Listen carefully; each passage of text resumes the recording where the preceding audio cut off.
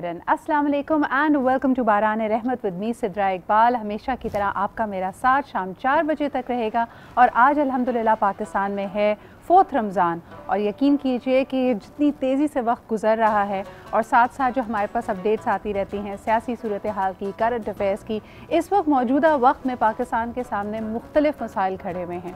यकीनन जब हम महंगाई का जिक्र करें, जब हम बात करते हैं एक सोशल अनरेस्ट की, there so many things that we need to be concerned about. लेकिन कभी कभार जब हम अपने मसाइल में घिरे हुए होते हैं हम दुनिया की तरफ नज़र नहीं डालते।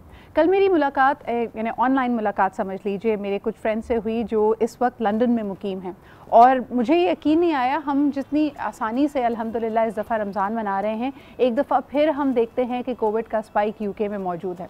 सो मच सो कि हीथ्रो एयरपोर्ट के बारे में कहा जा रहा है कि 60% अमला इस वक्त कोविड का शिकार है, जिसकी वजह से वो फ़्लाइट्स की तरतीब और उसको लुक आफ्टर करना नहीं कर पा रहा और वो लोग जो ईस्टर हॉलीडेज़ की वजह से या अदरवाइज़ ट्रैवल करना चाहते थे उनकी फ़्लाइट्स कैंसिल हो रही हैं। एक अजीब इसतराब की कैफियत है।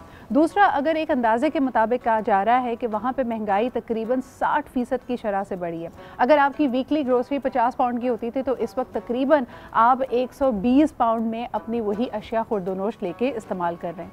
हम अक्सर यहाँ पे जिक्र करते हैं, हम कहते हैं कि जी बिजली नहीं आ रही, लोड शेडिंग हो रही है, लेकिन क्या आपको पता है कि बरतानिया में भी इस वक्त जो मेहनत कश तबका है, जो सफ़ेद पोश तबका है, वो ये बात कर रहा है कि हीटिंग वर्सेस ईटिंग, यानी शदीद सर्दी के आलम में अगर उन्होंने अपने घर में हीटिंग को ऑन रखना है तो उसके लिए they have to adjust the budgets. So much so कि किसी ने मुझे ये भी कहा कि देखिए जी ऐसा लग रहा है बिल्कुल पाकिस्तान की याद ताज़ा हो गई। जैसे यहाँ पे अम्मी आपको डांट के कहती है ना कि गर्मियाँ हैं बेटा, घर में बेशक 4 AC सही, एक AC चलेगा और सारे एक कमरे में एडजस्ट करो। तो बिल्कुल सूरत हाल कुछ ऐसी इस वक्त बरतानिया में हुई है।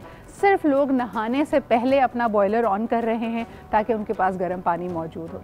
सो this is a universal problem right now. Allah ताला से दुआ है कि सबकी तंगदस्ती को दूर करें और यकीनन जब हम असासों की बात करते हैं ओवर टाइम आप बहुत सारी चीज़ें ज़िंदगी में पाएंगे। आपकी अल्लाह ताला कहा जाता है कि 99% ख्वाहिशें आपकी दुनिया में पूरी हो जाती हैं, लेकिन ये इंसान उसका फोकस उसी 1% पे रहता है जो उसके पास नहीं पहुंचा है। तो आज ज़रा इस बारे में भी बात करेंगे कि ज़िंदगी में आपका सबसे कीमती असासा आपके वालिदैन हैं और वालिदैन में भी जब हुजूर अकरम सल्लल्लाहु अलैहि वसल्लम से किसी ने दरियाफ़्त किया कि हम पे सबसे ज़्यादा हक़ किसका है, तो 3 दफ़ा आपकी वालदा का जिक्र आया। यानी आपके लिए सबसे ज़्यादा अहम ये हस्ती है जो दुनिया में आपको लेकर आती है, 9 माह अपने कोख में आपको पालती है और अपनी दिन रात को एक कर देती है आपकी परवरिश करने पर। यकीनन ये भी देखा जाता है कि आपकी जो यहाँ तक इबादात हैं, बहुत सारी मदर्स जो इस वक्त एक्सपेक्ट कर रही हैं या अपने बच्चों की लुक आफ्टर करती हैं, बच्चे बहुत छोटे हैं, उनके ये फ़र्ज़ रोज़े भी छूट जाते हैं। तो इतनी तमाम तर कुर्बानियों के बाद यकीनन एक एक्सपेक्टेशन या कम अज़ कम दिलासा यही है कि बुढ़ापे में या किसी भी मजबूरी के वक्त में ये औलाद माँ का साथ देगी। सबसे पहले जी आज के प्रोग्राम का आगाज़ करते हैं कि इस हस्ती जिसको हम माँ के तौर पे जानते हैं और यकीनन ज़िंदगी में किसी भी मोड़ पे, चाहे एक 8 साल का बच्चा ले लें या एक 80 साल का बूढ़ा ले लें, अगर कभी तकलीफ़ आती है, कभी कोई आजमाइश आती है, तो लब पे सबसे पहला नाम जिसको आप बेसाख्ता पुकारते हैं वो आपकी माँ है। जी जनाब, माँ एक ऐसी हस्ती कि आप उम्र के किसी भी हिस्से में हों, दुनिया में किसी भी मकाम पर हों, ज़िंदगी के किसी भी पड़ाव पे हों, जब ये नाम आता है तो आंखें नम हो जाती हैं और आपको यकीनन याद आता है कि किस तरह कितनी तकलीफ़ों से, हर माँ की जद्दोजहद मुश्किल है, लेकिन कितनी तकलीफ़ों से, आजमाइशों से आपको परवान चढ़ाया गया है। एक हदीस मुबारक है हज़रत आयशा सिद्दीक़ा रज़ी ताला अन्हा से मरवी है कि 3 चीज़ों को देखना इबादत है। नंबर 1 वालिदैन का चेहरा, नंबर 2 कुरान मजीद और नंबर 3 समंदर। ये तीनों ही चीज़ें आपको ज़िंदगी से और ज़िंदगी की डोर से जोड़ती हैं। लेकिन आइए जी प्रोग्राम को आगे बढ़ाते हैं। आज हमारे साथ मौजूद है हमेशा की तरह शेफ़ समिया। समिया, लड़कियों के लिए अस्सलाम वालेकुम and welcome to the show again. मुझे ये बताइए कि जब भी लड़कियों को खिलौने दिए जाते हैं छोटी उम्र में, तो यकीनन किचन सेट देते हैं और हम सब सारे के सारे अपनी मदर्स को रोल मॉडल बना के कि अम्मी रोटी कैसे बना रही हैं, अम्मी बर्तन कैसे धोती हैं, उसको एप करने की कोशिश करते हैं। आपकी कोई ऐसी दिलपसंद memory when you were growing up and you notice something about your mother that you still carry on? I think the best thing that I notice about my mother is कि how well she used to manage her relations. मतलब she used to carry herself well. वो अपने घर के काम भी देखती थी, वो बाकी लोगों को भी देखती हैं, हमारी स्कूलिंग भी देख रही हैं, फिर अपना भी कुछ ना कुछ कर रही हैं। तो I used to think कि यार बड़ा easy है ये सब कुछ। And as soon as you grow up you realize कि like it's not easy, your mother is an expert, हाँ, your mother is an expert, और उनसे आप चीज़ें सीखते हैं कि भाई, और उनसे खास तौर से चीज़ें ऑन टाइम और खास से तौर वापस से आए, खाना आपका रेडी है, घर आपका साफ है, और अब जब हम एडल्टहुड में आते हैं और इतनी सारी चीज़ें साथ मैनेज करने की कोशिश करते हैं, अभी भी सपोर्ट पीछे उनकी होती है। डेफिनेटली, इनफैक्ट यहाँ पे हम लोग जब खुद ये कहते हैं कि नहीं अभी नहीं करेंगे, बाद में कर देंगे, हाँ। या फिर थके हुए बहुत हैं, थोड़ी देर में बात हो जाएगा, उसके बाद आप सोचते बैठ के मामा ने किया कैसे, how did she do this, मुझे समझ नहीं आता। That's so true. और सबसे पहले जब आप अभी भी देखें, मैं तो अगर फ़ोन पे मेरी बहन who is married and she is based in Canada now, अगर वो कोई रेसिपी पूछ रही होती है ना समिया, तो अभी भी अम्मी उसको एहतियात से कह रही होती है। मेरे को लगता है कि अगर वो कुछ फ्राई करेगी तो खुदा ना खासा अपने आप को हर्ट ना कर ले, आराम से चीज़ डालना। तो मुझे लगता है कि माओं की फ़िक्र कभी ख़त्म नहीं होती, लेकिन हालांकि यही चीज़ इतनी कॉन्ट्रडिक्टरी होती है जब मदर करती हैं। हाँ। अब आप चूल्हे में फ्राई कर रहे होते हैं तो आपको अगर किसी चीटें पड़े तो आपको फ़ौरन होता है भाई, खास तौर से यंग लड़कियों को, कि या हाथ पे लग गया, नहीं कर सकते, और अम्मा जो होती हैं वो हाथ से कभी करी होती है, कभी कुछ करी होते हैं, आप देख रहे होते हैं। You are absolutely right. अच्छा जी, आज मुझे लग रहा है कि कुछ ज़बरदस्त चीज़ बनने वाली है। I see a lot of green chillies which is my favourite because I love spicy food. तो क्या बनने लगा है इससे? मिर्ची पकौड़े तो नहीं? अच्छा, I am making peri bites, लेकिन these are baked not fried. Okay, तो हम थोड़ा सा अब हेल्दी की तरफ जा रहे हैं, डीप फ्राई चीज़ों से हट रहे हैं। और आलू किधर जाने वाले हैं? तो क्योंकि आज मैंने सोचा कि हम लोग आज एक कोई कॉम्प्लीमेंट्री डिश बनाते हैं to our baked peri bites. सही है। तो पेरी बाइट्स हैं, उनकी सारी इंग्रेडिएंट्स यहाँ पर हैं, साथ ही साथ हम लोग जो हैं क्रिस्पी पकोड़े बना रहे हैं। क्योंकि you can not have Ramzan specially in Pakistan without पकोड़े। अच्छा, मुझे लग रहा है कि इसमें आप दाल भी ऐड करने वाली हैं, because this is an odd ingredient I see, है ना? आपकी तमाम चीज़ों में इसका मेल नहीं बैठ रहा, तो ये क्या पकौड़ों में डलने वाले हैं? एग्जैक्टली, क्योंकि यहाँ पे पकोड़े जो हैं वो काफ़ी, कुछ लोग जो हैं वो बहुत ही हल्के से सॉफ्ट बना देते हैं, राइट? एंड आपका कभी कभार दिल चाहता है कि भाई at the end of the रोज़ा आपका दिल चाहता है कि क्रिस्पी पकोड़े हों साथ में विद अ रिफ्रेशिंग ड्रिंक। अच्छा, मुझे ना ये लफ्ज़ बड़ा अच्छा लगता है जब आप इसको मेरे ख्याल में you are going to grind it थोड़ा मोटा, फिर I am just going to add it into the besan वाला मिक्स। तो ये ना वो थोड़ा सा एक क्रंच टाइप क्रंच आएगा। एग्जैक्टली। और उर्दू में जिसको कहते हैं लफ्ज़ है दुरदुरा सा, आपको कुछ फील होने वाला? दुरदुरा सा, इतना भारी अल्फाज। जज़ाकल्लाह। और यकीनन अल्लाह ताला हम सब की माओं का, हम सब के वालिदैन का साया हमारे सरों पे सलामत रखे। जो आपने मंज़र इस कलाम के ज़रिए हमारे सामने खींचा, यकीनन मरियम आंखें नम हो जाती हैं, इंसान सोच के लरस जाता है कि वाकई जो नेमतें हमें बिन मांगे मिली हैं, अगर ये हमारे पास ना हो तो हमारा क्या हाल हो। आगा साहब, वैसे तो बच्चे को ज़रा सी भी कोई तकलीफ़ होती है, ऐसा लगता है कि माँ की तरफ लपकता है। अक्सर पहली चीज़ इसी तरह की चीज़ों से हम डील कर रहे होते हैं कि जी बच्चे के पेट में दर्द है या उसको खाना हज़म नहीं हो रहा। माँ को इंस्टिंक्टिवली कैसे पता चल जाता है कि ये यही तकलीफ़ है जिसका कंप्लेन की जा रही है, जबकि हमें बोलना भी नहीं आता उस वक्त? तो देखिए, एक वाईफाई सिस्टम है जो माँ और बच्चे के दरमियान बड़ा मजबूत है। तो ऑटोमेटिक सिग्नल आ जाते हैं माँ के पास, और माँ की धड़कनों की जो आवाज़ है वो बच्चे की धड़कनों से मैच करती है। तो ऑटोमेटिक जो बच्चा सोच रहा होता है, जो महसूस कर रहा होता है, वो माँ को यहाँ मालूम चलता है। और ये अल्लाह ने एक ऐसा कनेक्शन बनाया है, और ये ममता ऐसी बनाई है, आज तक साइंस ये तहकीक कंप्लीट नहीं कर सकी कि माँ के दिल में जो ममता है उसकी गहराई कितनी है। कोई आला ऐसा इजाद नहीं कर सकी कि बाप के दिल में जो शफ़क़त है उसकी गहराई कितनी है। तो यहाँ पर साइंस आजिज़ है। और ये चीज़ें, ये जो दो चीज़ें हैं, शफ़क़त बाप की और माँ की ममता, ये अल्लाह रब्बुल इज़्ज़त ने ऐसी बनाई है कि रहती दुनिया तक कोई भी इसकी तहकीक पे पहुँच ही नहीं सकता। बिल्कुल सही कह रहे हैं उज़्मा।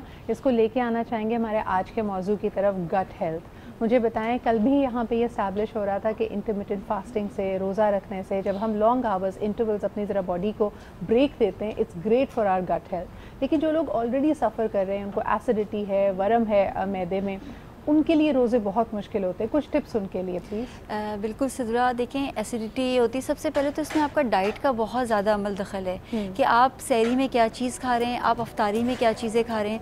अगर हम ज़िंदगी में अपनी चीज़ों को सादा रखेंगे, देखिए रमज़ान है, एहतमाम करें, इबादत का एहतमाम ज़्यादा करें। हम लोग का ज़रा फोकस होता है खाने पीने पे, और पकौड़ों से लेके फ्राइड आइटम ज़्यादा खाते हैं। आप उसी को थोड़ा सा उसको ऑल्टरनेट देखें, या आप वंस अ वीक कर लें। मतलब आप बहुत एक होता है ना कि हम बच भी नहीं सकते, तो आप उसको हफ्ते में एक दफ़ा कर लें। रोज़ चीज़ खाएंगे और पहले से ही सफ़र बंदा कर रहा है तो चीज़ वो ख़राब होगी।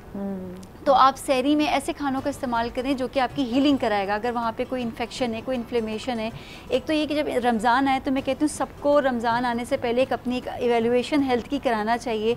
फॉर एग्जांपल जो डायबिटिक लोग हैं वो अपनी डायबिटीज़ को चेक करवाएं, जिनको पेट का कोई इशू चल रहा है वो देख लें कि क्यों हो रहा है, कोई इन्फेक्शन है, कोई अल्सर है या तेज़ाबियत हो रही है, तो उसका लाइफस्टाइल कैसा है, क्योंकि लाइफस्टाइल का भी बड़ा अमल दखल होता है पेट के उससे ना।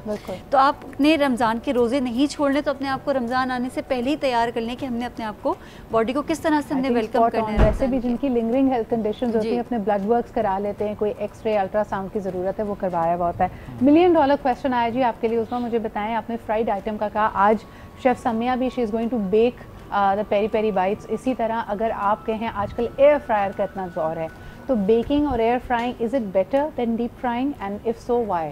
कई लोग इसको भी तो चैलेंज करते हैं ना कि जी कोई ख़ास फ़र्क नहीं है। देखिए बिल्कुल सिद्रा फ़र्क है। एक ऑयल अगर हम एक डीप फ्राई चीज़ खा रहे हैं तो उसमें एक टेस्ट तो वो बिल्कुल देता है, लेकिन आप उसके साथ साथ एक फॉर एग्जांपल आपने एक पकोड़े खाए, उसके अंदर पालक भी है, सब्जियां भी हैं, जैसे आलू हो गया, सब चीज़ें होती हैं, लेकिन उसके साथ न्यूट्रिशन के साथ साथ आपने जब डीप फ्राई कर लिया तो वो आपके लिए, जिसको हार्ट का कोई मसला है, कोई ब्लड प्रेशर का मसला है, कोई एसिडिटी का मसला है, तो ये ऑयल जाके उस चीज़ों को बढ़ाएगा। अगर उसी चीज़ को आपने एयर फ्राई कर लिया, या अगर हर किसी के पास एयर फ्राई नहीं होता, कोई ऑल्टरनेट बहुत शैलो फ्राई कर लिया, या आपने बेकिंग कर ली, तो वो चीज़ आपको वो नुकसान नहीं पहुंचाएगी जो आपको डीप फ्राई पहुंचा रही है। बिल्कुल सही है। तो आपका ब्लड प्रेशर या तेजाबियत वगैरह की शिकायत नहीं होगी। तो अगर आप पकौड़े नहीं छोड़ सकते तो आप या तो बेक कर लें या फिर एयर फ्राई कर लें, थोड़ी सी बेहतरी की गुंजाइश मौजूद है।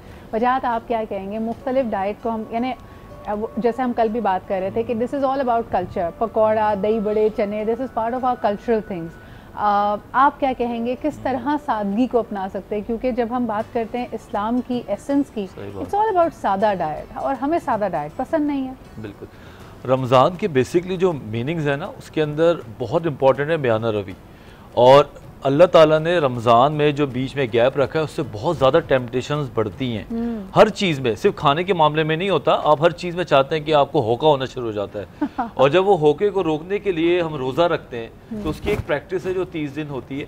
अमूमन मैं अपने पेशेंट्स को ये कहता हूँ कि इससे अच्छी रिहैब तो मैं नहीं मिल सकता, तुम लोगों को चाहिए कि जो खाने पीने में म्याना रवी है उसको सबसे पहले लेकर आना है। ऐसा नहीं होता, अब मैं ये भी नहीं कहता कि बहुत कम खाओ और ये भी नहीं कहते कि बहुत ज़्यादा खाओ। कम खाना सेहत की अलामत है। पाकिस्तान चूँकि एक तरक्की पजीर मुल्क है, यहाँ पे बच्चे को खिला के मोहब्बत दिखाई जाती है कि बच्चे को खिलाए जाओ और मोहब्बत दिखाए जाओ। वो बच्चा जब बड़ा होता है तो फिर वो खुद खाने लगता है। हम इतने बोर्ड होते हैं, आपके सामने कोई बच्चा आया, आप बच्चे को किसी मेहमान रिश्तेदार के घर लेके जाएं, they don't know what to do with the child. ना उनको समझ आती है कि बच्चे से बात क्या करें, बच्चे से सवाल क्या करें, तो फिर इवेंचुअली आप उसको कहते हैं बेटा ये तुम्हारे लिए बनाए, प्लीज खाओ, फ्राइज बना, और क्या खाओगे बेटा। इसमें एक चीज़ है कि बच्चे को खिलाते हैं लेकिन हमें ये नहीं पता होता हम उसको खिला क्या रहे हैं। एग्जैक्टली। आप उसको भी तो देखें कि हम उसको कोई उसके लिए, उसकी सेहत के लिए अच्छी चीज़ें खिला भी रहे हैं, नहीं खिला रहे हैं। अब जंक फूड खा के वो क्या होगा। अच्छा, वैसे दिस इज सो ट्रू। मेरे नीसेस एंड नेफ्यूज़ कहीं बाहर जाते हैं और हमारे एक्सटर्नल यानी एक्सटेंडेड फैमिली मेम्बर्स हों, कहते हैं ये बच्चे कैसे बच्चे हैं ना, इनको डोनट्स पसंद है ना, चॉकलेट पसंद है। मैंने कहा ये तो अच्छी बात है ना कि वो जंक नहीं खा रहे, लेकिन हमारे यहाँ तस्वुर किया जाता है कि छोटा बच्चा है, उसका हाजमा तो बेहतरीन है, उसको कुछ भी खिला दो कोई फ़र्क नहीं पड़ता। लेकिन आगा साहब, एज़ वी ग्रो ओल्डर, मैदे के मसाइल, मैदे में वरम, ये लोगों की रियलिटी है। आप क्या उनको टिप्स देंगे हिकमत अभी की तरफ? सिद्रा, देखिए, अगर किसी के मैदे में वरम है और किसी के मैदे में अल्सर है तो कमाल की बात यह है कि हम सारी बातें अपने कंट्रोल की करते हैं कि ग़िज़ा पे हमें कंट्रोल करना है, परहेज़ करना है, लेकिन जब सामने वो नेमतें रखी होती हैं और इस तरीके से सजी हुई होती हैं और उसकी खुशबुएं उड़ रही होती हैं तो सारा कंट्रोल भूल जाते हैं, सारा परहेज़ भूल जाते हैं और सभी कुछ खाते हैं। तो मैं अर्ज़ ये करना चाहूँगा, जो लोग अपने ऊपर कंट्रोल नहीं रख पाते हैं, अगर कोई अल्सर का मरीज़ है, अगर वो गंदम की रोटी खा रहे हैं तो गंदम की रोटी पे एक्स्ट्रा वर्जन ऑलिव ऑयल थोड़ा सा लगा लें, उससे अल्सर ख़त्म हो जाता है, अल्सर में आराम आता है। और अगर कोई चाहता है कि मैं इससे भी आसान नुस्खा बता दूं तो थोड़े से एक स्लाइस पर एक शहद हल्का सा लगा लें, शहद चूँकि अंदरूनी ज़ख्मों को, मेरे पाक नबी सल्लल्लाहु अलैहि वसल्लम ने फरमाया, अंदरूनी ज़ख्मों को मुंदमिल कर देता है। चाहे वो आंतों में ज़ख्म हो, चाहे वो मैदे में ज़ख्म हो, वो मुंदमिल हो जाता है बआसानी। शहद असली होना शर्त है बस। अच्छा, तीसरी बात, अगर किसी के मैदे में वर्म है, अब वर्म की वजह से वो परेशान होते हैं कि मैं कैसे अफ्तारी करूँगा, मैं कैसे सहरी करूँगा, मैं बहुत ही आसान और सहल नुस्खा उन लोगों की खिदमत में अर्ज़ कर रहा हूँ। एक खरबूज़ा, आप अफ्तार, हल्की सी अफ्तार करने के बाद एक खरबूज़ा लीजिए और उसको अच्छी तरह से धोइए। मेरे पाक नबी सल्लल्लाहु अलैहि वसल्लम ने फरमाया, अगर आपके मैदे में वर्म है तो उस खरबूजे को हाथ से तोड़िए, छुरी से मत काटिए। जब आप उसको, हाँ, जब आप उसको हाथ से तोड़ के और उसको ऐसे नोच नोच के मुंह से खाएंगे, आपके मैदे का वर्म घट जाएगा। और ये तकरीबन, मैंने बहुत सारे मरीज़ों को इस्तेमाल कराया नुस्खा, तकरीबन 1 घंटे के अंदर बहुत ज़्यादा फ़ायदा देखने में आता है। ज़बरदस्त। अच्छा जी, कुछ चीज़ें हैं जो हमारे अगर इफ्तार की टेबल पे हमें नज़र आ जाए, हमारा दिल बहुत चाहता है, लेकिन एट द सेम टाइम जिन लोगों को स्टमक इश्यूज़ हैं, जिनको लगता है कि एसिडिटी एंड अदर एरियाज़ उनके वीक हैं या ये प्रॉब्लम्स उनके साथ रहते हैं, वो इन चीज़ों को अवॉइड करते हैं and they have sent questions कि इनके लिए हमें क्या करना चाहिए। उसमें सबसे पहले गार्लिक, मुझे ये बताएं कि जिन लोगों को स्टमक इश्यूज़ हैं, garlic is great for heart health, लेकिन हमारे यहाँ गर्मी भी है, तो वो लहसुन का इस्तेमाल कैसे कर सकते हैं? सिद्रा, लहसुन का इस्तेमाल कैसे कर सकते हैं? लहसुन की जो प्रॉपर्टीज़ है ना, वो एंटी इन्फ्लेमेटरी भी है, यानी कि सूजिश को कम करती हैं। लेकिन मैं ये कहूँगी, हम हर चीज़ को एतदाल में इस्तेमाल करें। आप हर चीज़ की ज़्यादती करेंगे तो वो फिर बॉडी के अंदर, क्योंकि जाके गर्मी भी कर सकता है, वो थोड़ा सा उसकी जो तासीर है वो तुर्श होगी, तो वो उसको ख़राब कर सकता है। तो आप 1-2 जो क्लोव होता है, जवे होते हैं, आप ले सकते हैं, लेकिन इससे ज़्यादा मत लें। ये जो लहसुन की चटनियाँ चल रही हैं, हाँ, ये देखिए, वैसे भी नॉर्मल उसको भी हम जो है स्पाइसी फूड अवॉइड ही कराएं तो बेहतर है। जिनको नहीं है, उनको होने की शिकायत है, तो हम प्रिवेंशन को पहले ही कर लेना। हम क्यों इतनी चीज़ें खाएं कि जो हमें नहीं है वो हो जाए। और दूसरा ये कि खाने के बाद कभी भी हम लोग अफ्तार के बाद फ़ौरन लेट जाते हैं, तो क्या होता है, रिगर्जिटेशन, खाना पीछे की तरफ आता है, हमें ऊपर की तरफ आता है, तो क्या होगा, उससे एसिडिटी हो सकती है। तो हमेशा इफ्तार करने के बाद आप थोड़ा सा बैठें, और दूसरा ये कि ओवर ईटिंग ना करें। ओवर ईटिंग करेंगे, कोशिश सब करते हैं, वो सोफे पे फिर आहिस्ता आहिस्ता ढहते चले जाते हैं और फिर आपको पता नहीं चलता और उससे पहले आप लेट चुके होते हैं। लेकिन that's a very important point कि थोड़ी चहलकदमी, थोड़ा सा अगर हमने इन चीज़ों से बचना है तो ये चीज़ें करनी होंगी। मुश्किल है, लेकिन आहिस्ता आहिस्ता 15-20 मिनट हम चीज़ों को कर सकते हैं। बिल्कुल एक लॉजिकल सी बात है, रमज़ान में तरावियों का जो एहतमाम है, देखा जाए तो उससे बड़ी कोई एक्सरसाइज नहीं है। अगर आप सही से 20 तरावी पढ़ लें तो आप उसके बाद भूख लग जाती है प्रॉपर तरीके से। सही बात। और आप तफसीर के साथ पढ़ ले तो फिर आप डायरेक्ट सहरी पे ही आपकी मुलाकात होती है। जो आप कह रहे हैं एकदम खाते के साथ ही जो लेट जाते हैं, वो ओवर ईटिंग की वजह से है, क्योंकि आपने इतना खा लिया, अब सारा ब्लड फ्लो आपका चला गया उस तरफ, तो हेडेक्स भी लोगों को होते हैं। ठीक है, क्योंकि अब आपकी ब्लड फ्लो जो नॉर्मली आपके ब्रेन को या दूसरी जगहों को पहुंचना चाहिए, वहाँ नहीं पहुंचा। अब आपने इतना खा लिया है कि उसकी डाइजेशन के लिए ब्लड बॉडी जो है शॉक में आ गई है कि क्या हुआ है मेरे साथ। पहले तो खा नहीं रहे थे, अचानक से जो ना मेरे पे ओवरलोड डाल दिया। लेकिन अच्छा जी, आज हमारे यहाँ जिस तरह बताया कि क्रिस्पी पकौड़े भी बन रहे हैं विद वेजिटेबल, उसके लिए मैं समिया के पास जा रही हूँ। लेकिन वेरी क्विकली, व्हाट अबाउट बेसन, आप क्या कहेंगे इसके ऊपर वजह? While you talk about it, I will move towards the kitchen. बेसन खाया जा सकता है जिनको वरम हो? अगर देखा जाए जो अब आने वाला टाइम है, ये चीज़ें ज़रा ऑब्सोलीट हो गई हैं। अगर आप कोई भी चीज़ 30 दिन लगातार खाएंगे, वो जितनी भी हेल्दी हो, वो आपके स्टमक को भी ख़राब करेगा और आपके दिमाग को भी ख़राब करेगा। मैं ये रिकमेंड नहीं करता कि आप रोज़ाना, कसम नहीं खाई हुई आपने कि रोज ही बेसन खाना है, यानी अल्लाह ने रोजे फर्ज किए, पकौड़े फर्ज नहीं किए। बिल्कुल बिल्कुल ठीक है, लेकिन आज बन रहे हैं यार, पहली दफा बन रहे हैं हमारे किचन में, इसकी रेसिपी भी देख लेते हैं। वन फर्स्ट डे बताइए ये क्या हुआ है? यहाँ पे हमने बैटर बना दिया है और यस, यहाँ पे आपको दाल नजर आ रही है, तो इसके साथ बेसिकली मिक्स कर दिया है। ओके, तो आई गेस नॉर्मली लोग ये करते होंगे कि उसको हल्का सा भिगो के रख दिया and everything. I was about to ask you कि इसको भिगोना नहीं है। नहीं, क्योंकि वो बिल्कुल सॉफ्ट सी हो जाएगी ना, वो जो क्रंच फैक्टर है वो खत्म हो जाएगा। दुरदुरा अच्छा जी, दूसरी तरफ क्या हो रहा है? दूसरी तरफ हम लोग यहाँ पे अपनी पेरी बाइट्स की फिलिंग बना रहे हैं। ओके, इसमें क्या क्या? चिकन एक्चुअली इसको मैरिनेट करके अपने पसंदीदा मसालों के साथ, हमारे पास यहाँ पे व्हाइट पेपर है, हल्का सा ओरिगानो है, रेड चिली है और साथ में हमारे पास सॉल्ट है। And these are what, pulled chicken है ये? नहीं, ये ग्रिल है, इसको हमने एक्चुअली हल्के से ऑयल में फ्राई किया था। ओके ओके, और उसके बाद फिर हमने इसको हल्का सा फिर उसको चॉपराइज कर दिया। सही है, क्योंकि चॉपराइज करने से होता है कि उसकी जो भी हमने जो इंग्रेडिएंट्स अंदर डालेंगे, चाहे वो चीज़ हो या वो क्रीम चीज़ हो जो अभी हमने यहाँ पे डाली हुई है, वो बाइंडिंग बहुत अच्छी करती है। ज़बरदस्त। तो वही बात है कि उसके रेशे अलग हो जाएंगे। अब इसके अंदर this white thing is the cream cheese. Cream cheese, ज़बरदस्त। अच्छा जी, तो ये फिलिंग भी रेडी हो गई है, पकौड़े भी रेडी हो गए हैं। हमें एज प्रॉमिस्ड हमारे पास तिब्बे नबी की नज़र से आपके लिए कुछ ख़ास नुस्खे हैं जिससे आप अगर मैदे में वरम हो तो उसके लिए काफ़ी आसानी हो सकती है। आगा साहब, आज आप पहली दफ़ा you actually brought the things जो आप बता रहे होते थे, तो मैं बहुत एक्साइटेड हूँ इस सेगमेंट के बारे में। मुझे बताइए आज हम सबसे पहले क्या बना रहे हैं? देखिए, हम एक मशरूब बना रहे हैं। और इस मशरूब को हम 2 हिस्सों में तकसीम करेंगे। एक तो हम इसको कुछ बॉईल करके उसका अर्क निकाल लेंगे, फिर अर्क निकालने के बाद इसको सिकंजबीन ऐड करके हम एक मशरूब बना लेंगे। ठीक है। इस मशरूब के फ़ायदे ये हैं कि ये मशरूब आपको मैदे के हर किस्म के दर्द से, हाजमे की हर किस्म की ख़राबी से और मैदे के वर्म और अल्सर से, मतलब एक साथ 4-5 फ़ायदे इसमें मौजूद हैं। सही है। और कमाल की हद तक ये मैदे को ठंडा रखता है। और मुझे लग रहा है ऐसी सारी चीज़ें हैं जो आप अलग अलग से वैसे ही खाते हैं, लेकिन एक साथ अब देखते हैं कि इसका क्या बनता है। हाँ जी।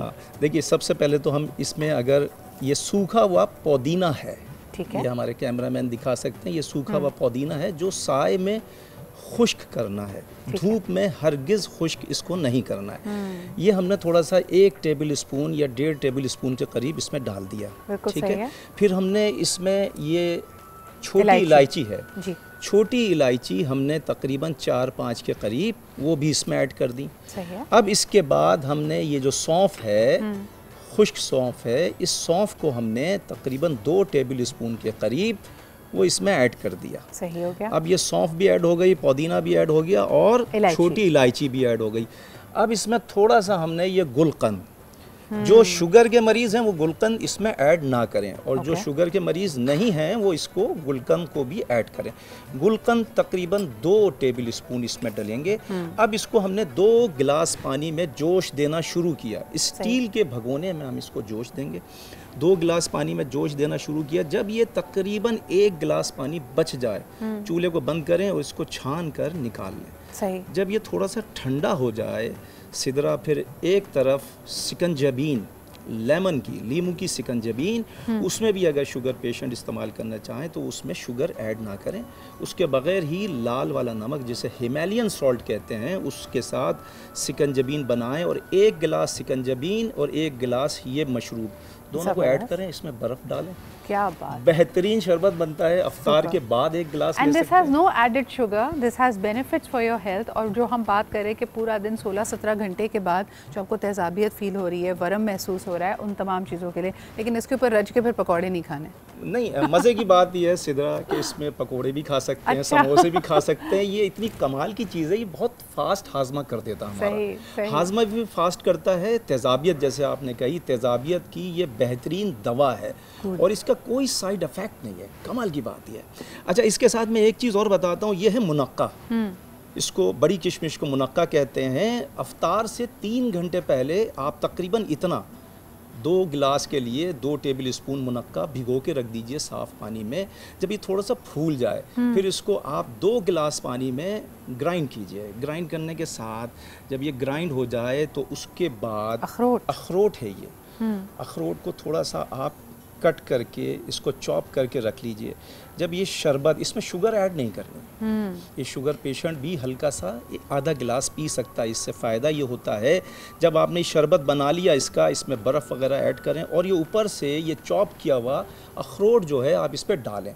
ये अखरोट और मुनक्के का जो शरबत है, इसका कमाल ये है कि आपके पेट में दर्द किसी किस्म का होने नहीं देगा। अब आप चाहे पकोड़े खा लें, चाहे पिज़्ज़ा खा लें, चाहे स्पेशली फॉर स्टमक केक, यानी स्टमक केक। मुझे ये बताएं, ये सिर्फ स्टमक केक को प्रिवेंट करता है या अगर तकलीफ हो रही हो तब भी ये लिया जा सकता है? तकलीफ हो रही है तो बिल्कुल रिमूव करेगा जल्दी से। और अगर आप चाहते हैं कि आपको कभी तकलीफ ना हो, क्योंकि आप पिज़्ज़ा भी खा रहे हैं, कोफ्ते भी खाला के घर के खा रहे हैं, नानी के घर की बिरयानी मिर्चों वाली खा रहे हैं, हाँ। तो शामी कबाब भी खा रहे हैं फुप्पो के घर के, तो सब चीज़ें खाएं आप। इवेंचुअली फुप्पो आ गई, मुझे लग रहा था सिर्फ ननियाल पे जोर है। तो ये चीज़ें आप इस्तेमाल करें, है ना। मुझे लग रहा है कि वो ज़्यादा मिर्चें खाते हैं, वो नहीं पे सारे नहीं, देखा मैं खाला के मिर्चें घर बड़ा खाए कम थे खाता हूँ। कोफ्ते, तभी तो पेट खराब हो गया। बड़े कम खाता हूँ, लेकिन जो मेरे मरीज हैं वो सारे मिर्चें खाते हैं। मैं बहुत ज़्यादा मिर्चें खाती हूँ। अच्छा, बल्कि इस पे बात भी करनी है। व्हाट डू यू थिंक उस्मा, कुछ लोगों को मीठे की क्रेविंग होती है, लेकिन कई लोग कहते हैं कि चटपटा खाने को दिल चाह रहा है। ख़ास तौर पे आप देखें टीनेज गर्ल जैसे कि भाई चाट की क्रेविंग हो रही है, पानी पूरी की क्रेविंग हो रही होती है, इसका क्या मतलब है? अच्छा देखिए सिद्रा, मेरे ख्याल से जो आप हमेशा से इंट्रोड्यूस कराते हैं, आप देखिए हम फैमिली में, अब मुझे अगर मैं कोई आप खाती हैं, आप कह रही हैं आपको मिर्चें खाने की आदत है, तो मेरे ख्याल से बचपन में आपके घर का ये ट्रेडिशन होगा कि आपके घर में ये खाने बन रहे हैं, तो हमारे वो टेस्ट बर्ड्स होते हैं वो उसके अकॉर्डिंगली फिर हम वो डेवलप हो जाते हैं। अब कुछ घरों के अंदर मीठा हर रोज़ाना ही तो फिर बनता है, तो फिर मीठे की वो हो जाती है। जेनेटिकली भी कुछ लोग चटोरे होते हैं ना, तो क्या कर सकते हैं, कह सकते हैं, लेकिन ये मुझे लगता है कि ऐसा जिसका कोई रीज़न नहीं है, लेकिन ये कि जो ट्रेडिशन आपकी फैमिली में चल रहा है वही उसको हम फॉलो करते हैं। कहीं पे मिर्च मसाला बहुत ज़्यादा खाया जाता है, कहीं पे बहुत रोगन खाना खाया जा रहा होता है, कहीं पे मीठे के बहुत में चले जाएं, मुझे लगता है कि वहाँ पे रोगन खाना तो है और वो उसी की फैट में बनाते हैं। अगर आप देखें लैम मीट जितना होता है वो उसी की फैट पे बनता है, लेकिन वो मिर्चें कम खाते हैं। अच्छा, मिर्चों में भी ये कि लाल मिर्च खतरनाक है, ग्रीन मिर्च के अंदर तो विटामिन सी होता है। मुझे याद है अब्बा हमेशा खाने के साथ पतली वाली हरी मिर्च लेते थे, वो कहते हैं झुर्रियाँ नहीं पड़ती हैं, इसमें विटामिन सी होता है। हाँ, ये विटामिन वो है, लेकिन अब लाल मिर्च खाएंगे तो वो फिर और मुझे तो लाल पीली हरी सब दे दो, मैं काली, आई लव मिर्चें। आप क्या कहेंगे भाई, मिर्चें नहीं खानी चाहिए? देखिए ट्रेडिशन है घर का, वैसे तो बीइंग अ डॉक्टर मैं आपको बताऊं, हरी मिर्ची आप खा सकते हैं, उसमें सेहत है एक लिमिट के अंदर, लेकिन मुकाबला नहीं है किसी के साथ, और कोशिश नहीं है कि अगर अब्बा अम्मा खाते रहें तो मैं भी खाऊं। मैं इसलिए थोड़ा सा आपसे क्योंकि अगर हम दीन इस्लाम की रूह से देखते हैं, यकीनन जितने मुस्लिम ममालिक हैं मिडल ईस्ट में आप देखें, इनका क्यूजीन इतना स्पाइसी नहीं होता, नहीं है। मेडिटेरेनियन क्यूजीन इतना स्पाइसी नहीं होता, उसमें ऑलिव ज़्यादा हैं, कैप्सिकम्स हैं, लेकिन they don't have these things. आप क्या कहोगे? एक्चुअली ये इंडो पाक कल्चर से बाहर आया है, लेकिन अगर आप इस्लाम को देखें, आप अभी भी उम्रे पे जाते सऊदीया वगैरह जाएं तो वहाँ शौरमास टाइप की चीज़ें ज़्यादा होती हैं।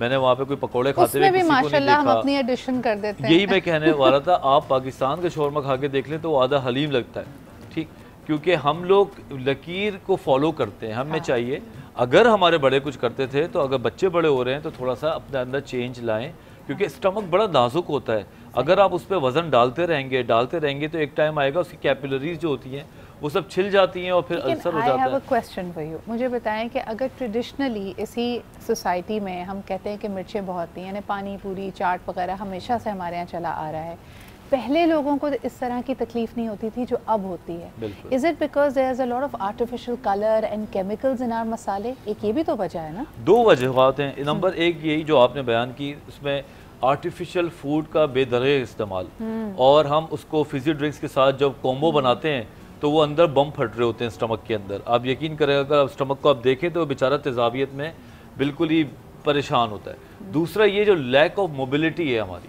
ख़ास तौर पे अगर ये दो कॉम्बिनेशन में चलना फिरना, पहले आप दूध लेने जा रहे हैं, अम्मा ने कुछ मंगाया, आप दौड़ के दुकान पे गए, अब नौकर सारा काम कर रहे हैं, आप घर पे बैठे हैं, इसकी वजह से आपके स्टमक पे बहुत ज़ोर पड़ता है। और नतीजतन क्या होता है कि हमारे फैट्स बढ़ते हैं, डिप्रेशन भी बढ़ता है, और आपको यकीन करें आपको फिर नमाज पढ़ने की हिम्मत नहीं हो रही होती कि आप जाके 4 रकात नमाज पढ़। आपने कही कि कई दफ़ा लोग कहते हैं ना कि स्टूडेंट लाइफ में आपने जो खाया कोई फ़र्क नहीं पड़ा, ना वज़न बढ़ता है, ना कोई ऐसी प्रॉब्लम्स होती हैं, लेकिन आप ये भी देखें कि उस वक्त आपका लाइफस्टाइल कितना एक्टिव था। आप भाग के सुबह जल्दी उठ के वैन में भी जा रहे थे, पढ़ाई भी कर रहे थे, कैंपस इतना बड़ा था कि आप वहाँ पे जा सकते हैं। अच्छा जी, पकौड़े का पैकेज भी हमारे पास रेडी है, उसके बारे में हमारे पास एक रिपोर्ट भी है, क्योंकि यहाँ पे पाको हिंद की हिस्ट्री की बात हो रही है, तो ज़रा पता तो चले ये भुजिया पकौड़े आए कहाँ से हैं, ज़रा उस पर बात करते हैं। और दूसरी तरफ वहाँ पे भी तलाई शुरू हो चुकी है जी, एक नज़र इधर डालते हैं, आपको पकौड़ों से पकौड़ों पे लेके जाते हैं। ज़रा पकौड़े, थैंक यू, पकौड़े तलना शुरू हो गई हैं आप? यस, यहाँ पे हम लोग ऑयल टेस्ट कंडक्ट कर रहे थे। I think it's all good to go. ये ज़रा जल्दी से बता दें before we are going to the report कि ये आप टेस्ट कैसे करती हैं। बेसिकली वहाँ पे हल्का सा इंस्टेड के हम लोग पूरे पकौड़े में डालना है, बाद में पता चला कि वो बहुत ही ऑयली हो गया या कलर सही नहीं आया, हल्का सा छोटा सा अमाउंट अंदर डालें और उसके बाद फिर it should actually start sizzling up fast. Okay, तो एक टुकड़े को डाल के आप पहले टेम्परेचर टेस्ट कर सकते हैं। देखिए ज़बरदस्त टिप है फॉर दोस्त जो पूरे साल फ्राइंग श्राइंग से ज़रा दूर रहते हैं। Exactly. इसी के साथ ही हम बढ़ते हैं एक ब्रेक की तरफ, लेकिन शुक्रिया अदा करना चाहेंगे हमारे मेहमानों का। हमारे साथ मौजूद थी डॉक्टर उस्मा, आगा अब्बास साहब और डॉक्टर वजाहत। कुछ नए मेहमानों के साथ will be a few additions in our panel. हम वापस हाजिर होते हैं, देखते रहिए बारान रहमत विद मी सिद्रा।